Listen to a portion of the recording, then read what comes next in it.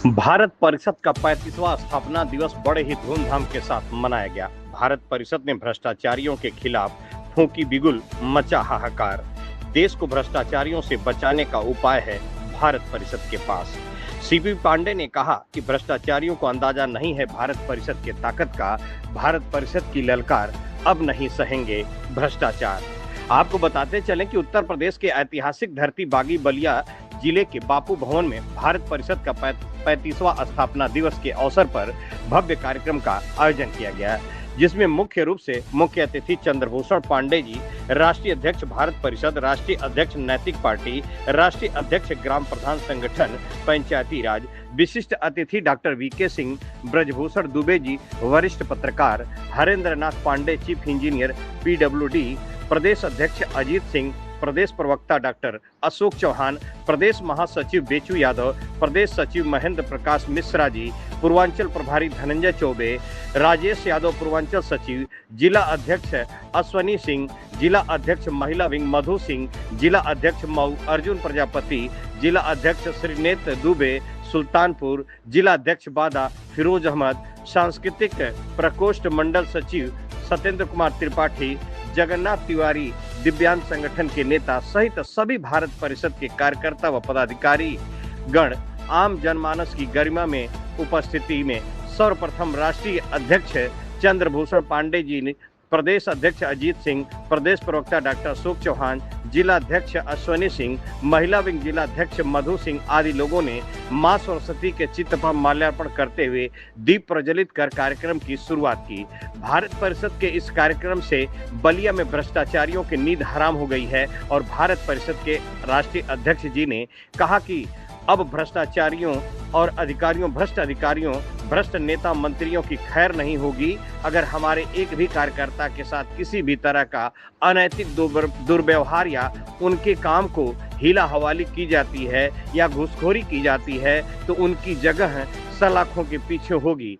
देश किसी भ्रष्टाचारी या भ्रष्ट नेता मंत्री के बाप का नहीं है, देश 140 करोड़ जनता का है और आज इस क्रांतिकारी धरती बागी बलिया से भ्रष्टाचारियों के खिलाफ भारत परिषद के द्वारा बिगुल फूंक दिया गया है और कतई भ्रष्टाचारियों को बर्दाश्त नहीं किया जाएगा। प्रदेश अध्यक्ष अजीत सिंह ने कहा कि बलिया में लंबे समय से शिकायतें मिल रही थीं, इसलिए क्रांतिकारी धरती पर भारत परिषद का 35वां स्थापना दिवस मनाया गया है।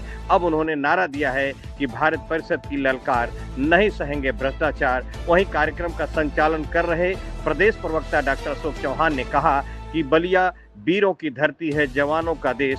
बागी बलिया उत्तर प्रदेश अपने संचालन के माध्यम से क्षमा बांधे रखा और कार्यक्रम को सुचारू रूप से समापन करने के लिए बलिया महिला विंग की जिला अध्यक्ष मधु सिंह को बुलाया गया। उन्होंने कहा कि मैं दिन रात अथक प्रयास करके आज इस बलिया की धरती पर बापू भवन में सभी लोगों को इकट्ठा कर पाई हूँ। यह मेरा सौभाग्य है कि आज बलिया में भ्रष्टाचार के खिलाफ एक मजबूत संगठन का आगाज हुआ है और आए हुए भारत परिषद के सभी अतिथियों, पदाधिकारियों का तहे दिल से धन्यवाद देती हूँ। वहीं मीडिया के लोगों ने मुख्य अतिथि चंद्रभूषण पांडे जी से जब बात किया तो उन्होंने क्या कहा, आइए सुनते हैं उनकी जुबानी। जीएनआई से अशोक चौहान की खास रिपोर्ट। स्थान से हम लोगों ने नारा दिया था कि तब फिट इंडिया, तब तो भारत छोड़ने की जरूरत थी, लेकिन अब भारत को ठीक है। और उसके बाद लगातार हम लोग भ्रष्टाचार विरोधी संगठन के रूप में काम कर रहे हैं और नारा दे रहे हैं, भारत परिषद की ललकार, नहीं सहेंगे भ्रष्टाचार। ये चल रहा है। लेकिन आज जो है हम लोग सामयिक मुद्दे को बिठाते हैं और आज हम लोगों ने जो भारत परिषद की स्थापना दिवस का जो मुख्य विषय रखा है वो रखा जाति न्याय। हमारा ये कहना है कि सभी जातियों को न्याय मिले। सभी जातियों को न्याय का मतलब ये है कि मान लीजिए 50% जातियों को तो आरक्षण नहीं मिला हुआ है, 27% पिछड़ों को आरक्षण मिला है, 22% अनुसूचित जातियों को आरक्षण मिला है। कोई दिक्कत नहीं, अच्छा, ये इसका विरोध नहीं है कोई। लेकिन जो 27% जातियों को, पिछड़े जातियों को आरक्षण मिला है, उसमें कुल 157 जातियां उत्तर प्रदेश में है। 157 जातियों में अगर केवल 5-6 जातियां जो ऊपर की जातियां हैं, उसमें भी जो परिवार में जो संपन्न है धनी, उसमें भी 5-7 जातियां, और उसमें भी जो धनी लोग हैं वही लोग सारा का सारा आरक्षण का लाभ उठा रहे हैं। उन्हीं के परिवार में नौकरियां मिल रही हैं, आईएएस बन रहे हैं, पीसीएस बन रहे हैं। उन्हीं के परिवार के लोग एमएलए एमपी बन रहे हैं। उन्हीं के परिवार के लोग बड़े बड़े जितने भी सरकारी सुविधा है वो ले रहे हैं। लेकिन उसमें से 150 जातियों में से 51 जातियों में से 150 जातियां बिल्कुल कुछ नहीं पाई। तो अगर ये आरक्षण को उसी तरह अनुसूचित जातियों में भी 79 जातियां हैं, मुश्किल से 2-3 जातियां हैं ऊपर की, और उसमें भी फिर मैं कहूँगा जो अमीर लोग हो गए वही लोग बार बार उसको फायदा उठा रहे हैं। तो हम लोग का कहना है कि आरक्षण में कोई बुराई नहीं है, लेकिन अगर आरक्षण इस तरह का है कि पिछड़े में ही 150 जातियां बाहर हो गई, आरक्षण इस प्रकार का है कि अनुसूचित जातियों में ही 180 जातियां बाहर हो गई, तो भाई इस आरक्षण से क्या मतलब? ये तो वही जातियां अपने ही जातियों का शोषण कर रही हैं। भाई इन जातियों का जो आरक्षण मिला है तो इसके जिम्मेदार सबको मिले, इसके लिए तो वही जातियां हैं ना। इसके लिए सवर्णों से क्या मतलब है? क्योंकि इनको तो कोई आरक्षण मिला नहीं, ये तो लोग उसके में से पा नहीं सकते, उसमें जा नहीं सकते। लेकिन ये जो 5-6 जातियां हैं, चाहे पिछड़ों की हो और वो जो 5-6 जातियां अनुसूचित जाति हो, वो कहती हैं कि भैया आप लोगों को जो मौका नहीं मिला उसके लिए जिम्मेदार सवर्ण है, खास करके ब्राह्मण है, उन्हीं के नाते आपको ही नहीं मिला। मैं ये पूरे देश के लोगों से पूछना चाहता हूँ कि जो पिछड़े जातियों के है उसमें कैसे ब्राह्मण या सवर्ण जातियां उसका ले सकते हैं? उसी तरह अनुसूचित जातियों के लिए बना है, उसमें कैसे उनका हिस्सा बन सकता है?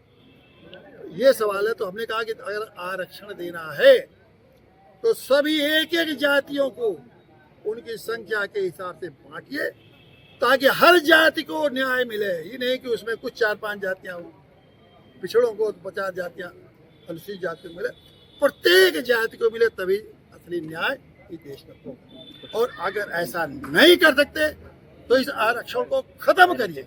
ये शोषण और आरक्षण को लेकर के ये भारत परिषद का क्या रोल रहेगा राष्ट्रीय अध्यक्ष? भारत परिषद भी इसको मुद्दा समझा रही है लोग कि इसको हम मुद्दा बनाइए कि तो आरक्षण का फायदा एक एक जाति को दीजिए, और नहीं तो इस आरक्षण की व्यवस्था को हमेशा के लिए खत्म करिए। गरीबों को मौका नहीं दिया जाए, उनको मौका देने के लिए भी कोई व्यवस्था बनानी पड़ेगी, नहीं बनानी पड़ेगी।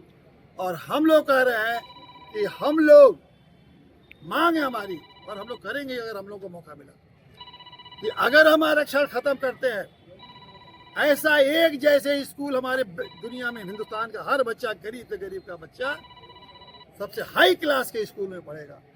गरीब से गरीब व्यक्ति को भी हम हाई क्लास के अस्पताल की सुविधा देंगे।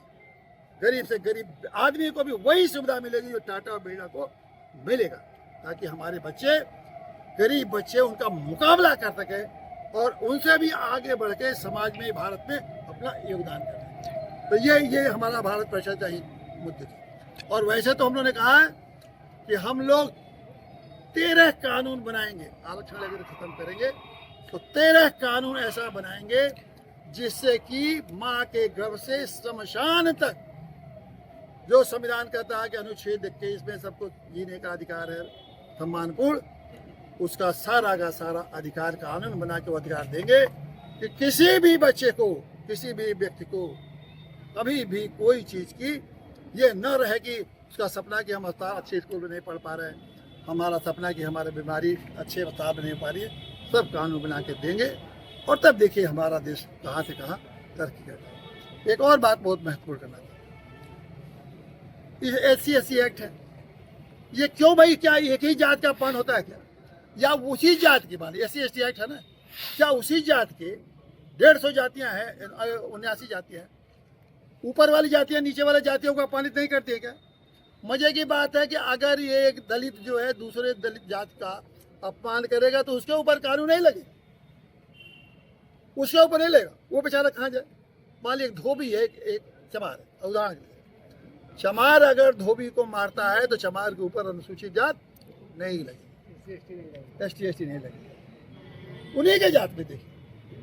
और एक ब्राह्मण खाली या अन्य जात, पिछड़े जात के कोई यादव अगर 2 शब्द बोल दे तो उसके ऊपर ST/ST उन्हीं के जातियों को आपने 179 जातियों को क्यों वंचित कर रहे भाई? वो कौन सा पाप किए हैं? वो भी अनुसूचित जात के हैं, उनको पीटिए। ये कैसे खत्म होगा अध्यक्ष जी? इसको खत्म करने के लिए हम लोग निकले हैं और इसको ख़त्म करके रहेंगे।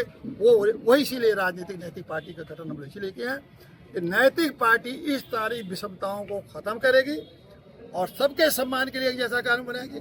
कोई भी अपमान होगा, चाहे अनुसूचित जात का हो या ब्राह्मण जात का हो, यादव जात का हो या किसी को, एक समान जैसे। सर एक सवाल, आप एक तरह समानता की बात कर रहे हैं, लेकिन जो मंच जो सभी समाजों की भागीदारी नहीं दिख रही, वो बता दीजिए कितने कौन सी जात नहीं है? वो तो देखने से लग रहा है। कौन सा? यादव हैं, मुस्लिम हैं, ब्राह्मण हैं, सैंथवार हैं, कुशवाहा है, कौन सा जाति नहीं? शेड्यूल कास्ट के कहाँ? चौहान है। अब ब्राह्मण कितने हैं मंच पर? प्रजापति। अब ब्राह्मण कितने हैं मंच पे? क्या सर प्रजापति शेड्यूल कास्ट में है? शेड्यूल कास्ट अभी है। अब ब्राह्मण तो 3 ही बैठे हैं मंच पे, सारे तो दूसरे ही जात के लोग बैठे हैं। तो ये कैसे आप कह सकते हैं? पूछ लीजिए इन लोगों से कि कितने हमारे, तो ये तो पार्टी के बारे में जान के तब पूछना सवाल। आज सर देश का युवा कह रहा है कि आरक्षण को खत्म कर देना चाहिए, शिक्षा के आधार पे होना चाहिए। कई राजनीतिक छोटी बड़ी पार्टियां हैं जो जाति जनगणना कराकर जो है उनको उनकी जो है हिस्से देने की बात कर रही है, लेकिन दूसरी तरफ जो देश है वो अब निजी कंपनियों के हाथ में जा रहा है और वो कंपनियां शिक्षा के आधार पर युवाओं को नौकरी दे रही हैं। तो ये कब तक सिलसिला चलता रहेगा कि हमें ऐसे आरक्षण चाहिए तो नहीं चाहिए? देखिए, मेरा स्पष्ट मत है कि तो आप आरक्षण से दीजिए, हर जात को दीजिए और हर गरीब तक उसकी सुविधा पहुंचाइए।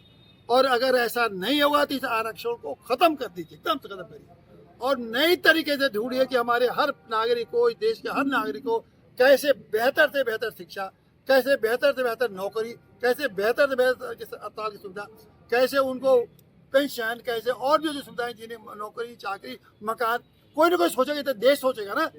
आज का युवा मैंने कैसे बर्दाश्त करेगा कि उससे ज़्यादा धनी लड़का जो आरक्षण पा रहा है, ज़्यादा बड़े स्कूल में पढ़ रहा है और वो उससे बहुत कम नंबर पा के वो आगे बढ़ जा रहा है, उसको नौकरी मिले, और वो इतना गरीब है, मुश्किल से तान दे रहा है, तो उसको नौकरी नहीं मिले। तो अब आने वाले समय में ये लड़के, ये युवाएं हमारे बर्दाश्त नहीं करेंगे। ये इस तो देश को विद्रोह की तरफ मत ले जाइए, नहीं तो ये जातियों के संघर्ष में बदल जाएगा। उचित नहीं न्याय करेंगे सरकार, कोई भी सरकार अगर न्याय नहीं करेगी तो नहीं टिक पाएगी। और वही हाल है, मोदी की सरकार इस समय राजनीति के फायदे के लिए जातियों को लड़ा रही है, न्याय नहीं कर रही है और इसलिए इसका फल मोदी की सरकार को भुगतना पड़ेगा, जाना पड़ेगा। इस देश के बाहर इनको जाना पड़ेगा, देश का बाहर जाने मतलब सत्ता छोड़ना पड़ेगा और अन्यथा आप देखते जाइए इसका परिणाम नजर आए। ठीक सर, थैंक यू। चलिए सर। सिंह, भारत परिषद का मैं बलिया डिस्ट्रिक्ट का जिला अध्यक्ष हूँ। जी सुनील जी, आज किस तरह का ये कार्यक्रम था? इस कार्यक्रम का उद्देश्य क्या रहा? इस कार्यक्रम में क्या? ये भ्रष्टाचार विरोधी ये संगठन है, इसका वार्षिकोत्सव 35वां स्थापना दिवस मनाया जा रहा था। हर साल की भांति इस साल में मनाया गया। क्या संकल्प लिया? संकल्प लिया जाए कि भ्रष्टामुक्त समाज को बनाया जाए। कौन कौन मुख्य अतिथि थे कार्यक्रम? कितनी संख्या? मुख्य अतिथि माननीय श्री चंद्रभूषण पांडे जी थे, विशिष्ट अतिथि श्री वीके सिंह जी थे और दूसरे विशिष्ट अतिथि माननीय श्री भूषण दुबे जी थे। अजीत सिंह भी थे, प्रदेश अध्यक्ष जी। प्रदेश अध्यक्ष माननीय श्री अजीत कुमार जी थे। तो कैसे भ्रष्टाचार आप लोग था? समाज को जागरूक कर रहे हैं ताकि जो भी ये सारी संस्थाओं में घूस लेकर काम हो रहा है, हर तरह से भ्रष्टाचार हो रहा है, कोई सरकारी काम, कोई ठेका जो भी आ रहा है सही ढंग से नहीं हो रहा है, इसके विरोध में हम लोग संकल्प लिए हैं कि इसको विरोध किया जाएगा, रोका जाएगा। क्या आपकी पार्टी चुनाव भी? हमारी ये भारत परिषद जो है, इसका दूसरा एक हमारे नैतिक पार्टी भी है जो कि राजनीतिक पार्टी है। पिछले चुनाव में आने वाला सत्र उसमें जो है कि लगभग पूरे देश के हर एक विधानसभा सीट से चुनाव लड़ाएगी पार्टी।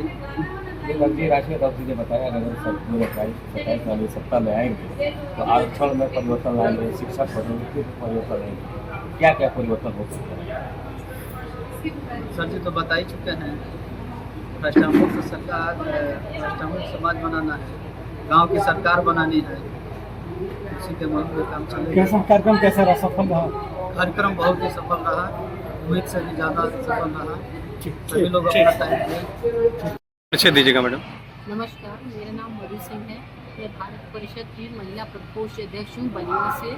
आज गांधी भवन में आप लोगों के बैनर तले भारत परिषद के यहाँ कार्यक्रम का आयोजन किया गया था, क्या है पूरा बताएं।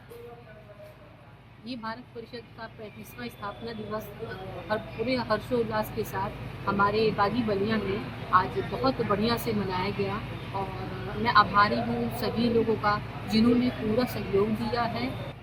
मैं देश के राष्ट्रीय अध्यक्ष, प्रदेश अध्यक्ष और सभी पदाधिकारियों को दिल से धन्यवाद करती हूँ जो अपना कीमती समय निकाल कर हमारे बागी बलिया में आकर के और इस प्रोग्राम को सफल बनाने का जो उन्होंने एक अपना पूरा योगदान दिया है, मैं उनके लिए बहुत बहुत आभारी हूँ और बहुत धन्यवाद देती हूँ। तरीके से हम नहीं मिलते हैं। अब हमारे देश को इंग्लैंड से या अमेरिका से या विदेश से आकर के कोई लूट नहीं रहा। आज विधायक हमारा है, प्रधान हमारा है, सांसद हमारे बीच का है, सारे लोग हमारे बीच के हैं और हमारे देश में भ्रष्टाचार फैलता जा रहा है। तो ये लोग विदेश से आए नहीं है, हमारे ही घर में जिस घर का सदस्य ही अगर परिवार के लोग पार्टी टोता रहा हो या पार्टी मारता रहा हो तो हम कहाँ शिकायत करें।